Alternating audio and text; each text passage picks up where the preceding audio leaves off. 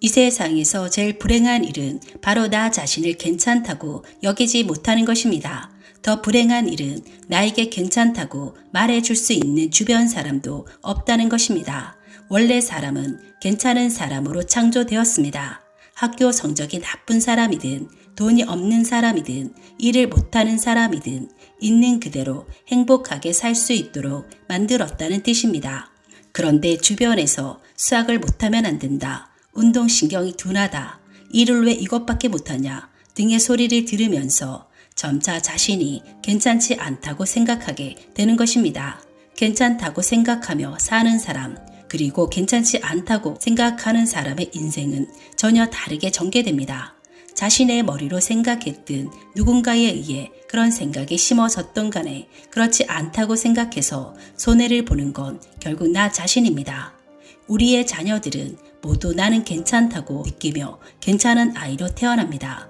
부모 또한 내 아이로 태어나서 고맙다고 느끼며 건강하게만 자라달라고 기도하며 사랑으로 대합니다. 그런데 점점 자라면서 이런 걸 못하면 안 된다, 저런 걸 못하면 안 된다 라고 말하며 자녀를 키우면 그 아이는 점점 자신과 자기 인생을 믿지 못하게 됩니다. 부모가 아이에게 제일 먼저 전해야 할 것은 너는 지금 그대로도 괜찮아 라는 마음입니다. 우선 나 자신이 괜찮다는 점을 이해하는 것, 그리고 소중한 사람에게 당신은 괜찮은 사람이라고 전하는 것이 중요합니다. 여러분은 지금 괜찮으신가요? 오늘 참고할 도서는 사이토 히토리 저자님의 괜찮아, 분명 다 잘 될 거야 입니다. 그는 누적 납세액 1위라는 전대미문의 기록으로 일본 최고 부자의 자리에 올랐으나 주식이나 부동산으로 돈을 번 것이 아니라 사업소득, 오직 스스로의 아이디어로 회사를 키워 엄청난 돈을 벌어들인 행복한 부자로 유명합니다. 사이토 히토리님의 인생 법칙은 아주 쉽고 단순해 보이지만 확실한 진리를 담고 있어 이대로만 실천하면 누구나 부자가 될 수 있을 거라 믿어 의심치 않습니다. 여러분도 잘 들어보시고 삶에 꼭 적용해 보세요. 영상에 앞서 구독, 좋아요 눌러주시면 감사드리겠습니다.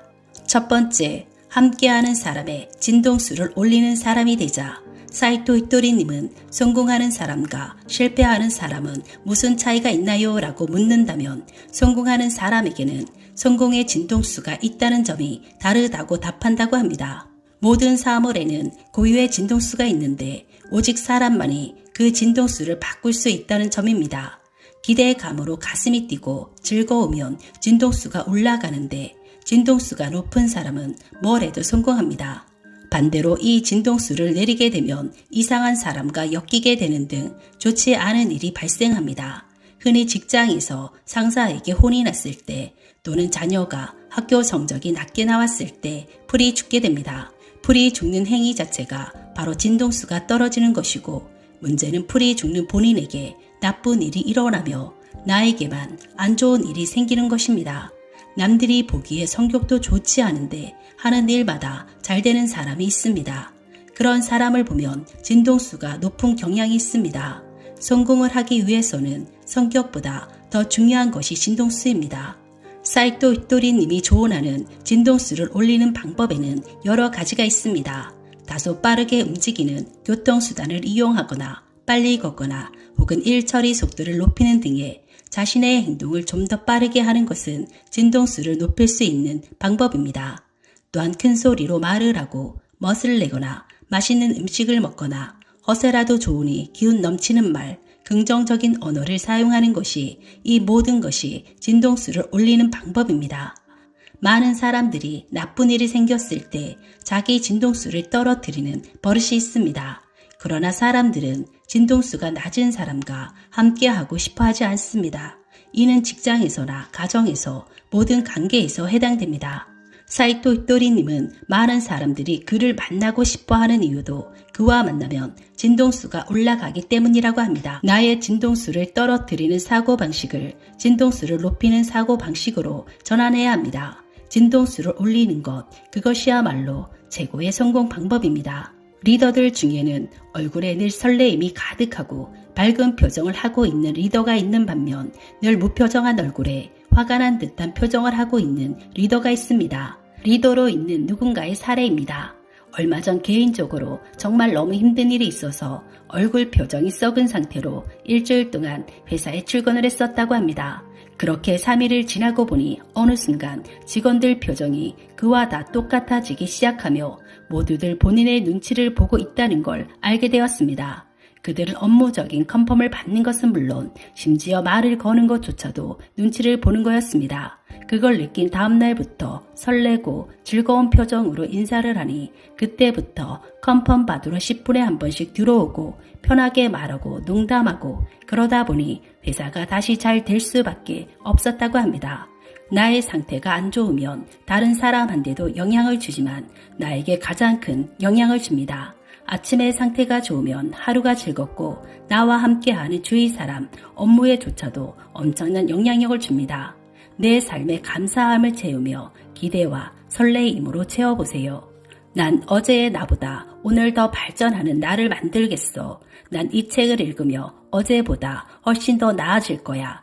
나 강의 신청했는데 이 강의는 나를 한 단계 업그레이드 시켜줄 거야.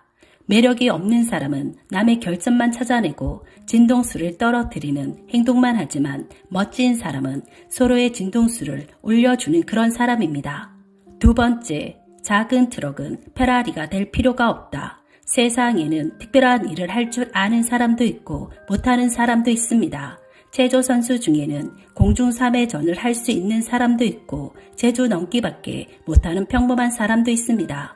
각자의 상황에서 어떻게 행복하게 살 수 있을까를 생각하면 됩니다. 이 사실을 인식하는 것이야말로 삶에 대한 진정한 이해라고 할 수 있습니다. 작은 트럭은 연비가 좋고 기동력도 좋아서 굉장히 편리합니다. 하지만 작은 트럭에 10톤짜리 짐을 싣는다면 아마도 차가 찌그러질 것입니다. 10톤짜리 짐은 10톤 트럭에 실어야 합니다. 이탈리아의 스포츠카인 페라리는 사람도 짐도 별로 싣지 못하지만 빠릅니다. 작은 트럭과 페라리는 아예 서로 비교조차 할 수 없습니다. 아무리 작은 트럭과 페라리를 두고 이야기해도 작은 트럭은 절대로 페라리가 될 수 없고 될 필요도 없습니다. 작은 트럭에는 그 나름의 장점이 있고 페라리 역시 그것만의 매력이 있습니다. 자신이 못하는 일이 무엇인지 알면 삶을 진정으로 이해할 수 있고 누군가나 무언가를 흉내낼 필요가 전혀 없습니다. 남과 비교하는 건 최악의 습성입니다. 나보다 잘난 사람과 비교하면 열등감이 생기고 못난 사람과 비교하면 교만함이 싹트게 됩니다. 어제의 나와 비교하는 것 외에 우리 삶에 긍정적인 비교는 없고 인간은 남과 비교할수록 불행해집니다. 소셜미디어가 발달하면서 우리는 너무나 많은 정보들을 쉽게 접하며 타인의 화려한 삶들을 내 삶과 비교하며 우울감에 빠져들기도 합니다. 김미경 강사님은 이렇게 조언했습니다. 인생에 지상이 있으면 지하가 있는 법이다. 가족이 4명이면 누구는 꼭대기에 있고 누구는 밑바닥에 있는 법이다. 사람들은 자신들의 꼭대기만 들고 나오지 바닥은 잘 안 보여준다. 여기에 비교의 함정이 있는 것이다. 비교는 자신만 아는 바닥과 타인이 보여주는 꼭대기와의 대화다. 그래서 기나긴 인생의 여정과 사건의 다양성을 놓고 보면 비교는 참으로 부질없는 게임이다. 사람들은 늘 자기가 가진 것의 소중함을 잊은 채 남의 것을 한없이 부러워합니다. 세상은 다양성으로 가득하며 다양성을 인정하고 존중할 때 행복한 삶으로 나아갈 수 있습니다. 세 번째, 실제로 일어나지도 않은 일까지 고민하면 몸만 상한다. 고민이나 걱정이 있을 땐 아무리 괜찮다고 생각하려고 해도 괜찮다고 생각하기 어렵습니다. 그럴 때는 우선 그 고민과 걱정거리에 관해서 조금이라도 자신이 대처할 수 있는 방법을 생각하고 행동해 보세요. 만약 경제적인 불안이 있다면 조금씩 저축을 해 본다거나 건강에 대한 불안이 있다면 몸에 좋은 음식을 섭취하며 5분, 10분이라도 운동을 시작해 보는 것입니다. 몇몇 사람은 실제로 일어나지도 않은 일에 대해 이런저런 고민을 하고 걱정하기도 하는데 이런 태도는 정말 좋지 않습니다. 어떤 자동차든 공회전을 너무 많이 하면 망가집니다. 차에 부하가 걸린 상태라면 괜찮겠지만 아무 부하가 걸리지 않은 채로 엑셀을 계속 밟아대면 엔진은 결국 망가지게 됩니다. 사람의 실제로 일어나지도 않은 일을 상상하고 고민하는 것 역시 마찬가지입니다. 예를 들어서 당신 눈앞에 레몬 조각이 잔뜩 쌓여 있고 그걸 하나씩 먹는 상상을 해보세요. 어떤가요? 실제로 레몬을 먹지도 않았는데 입안에 침이 잔뜩 고이지요. 다시 말하면 생각은 반드시 몸에 영향을 끼칩니다. 실제로 일어나지도 않을 일을 가지고 불안해하면 혈관이 수축하게 되고 그럼 자연히 신체의 혈액순환이 나빠지게 되며 동시에 근육도 경직돼서 혈류도 원활히 흐르지 않게 됩니다. 혈액은 몸 안 곳곳에 영양을 공급하고 동시에 노폐물을 씻어내는 역할을 합니다. 하지만 근육이 경직되면 혈액이 이런 일을 할 수 없게 됩니다.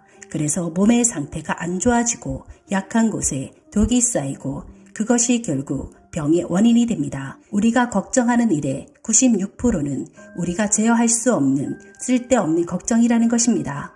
상상력을 조금 더 좋은 곳에 사용해 보세요. 자신이 행복해지는 모습, 자신의 꿈, 목표를 이루는 순간을 상상해 보면서 지금 먼저 할 수 있는 일부터 시작해 보세요. 절대로 일어나지 않을 일들을 걱정하면서 오늘 하루를 우울하게 보내실 건가요?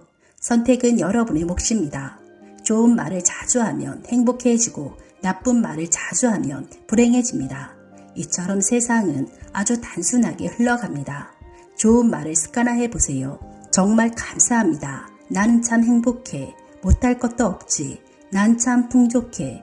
오늘 하루도 열심히 일한 나 칭찬해. 이 말을 반복해서 하다 보면 우리의 뇌는 행복의 이유, 감사한 이유를 찾기 시작합니다.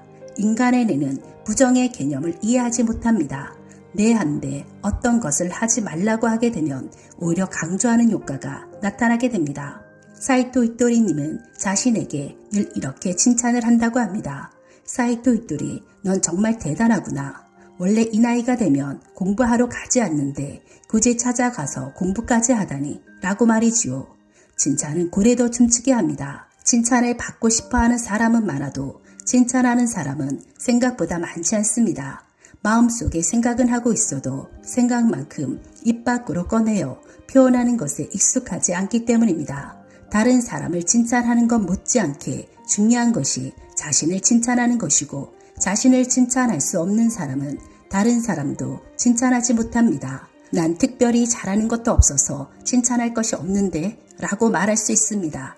하지만 모든 사람은 찾아보면 다 제각기 크고 작은 칭찬할 것은 있습니다. 우선 작은 것이라도 좋으니 오늘부터 셀프 칭찬 한번 해보는 건 어떨까요?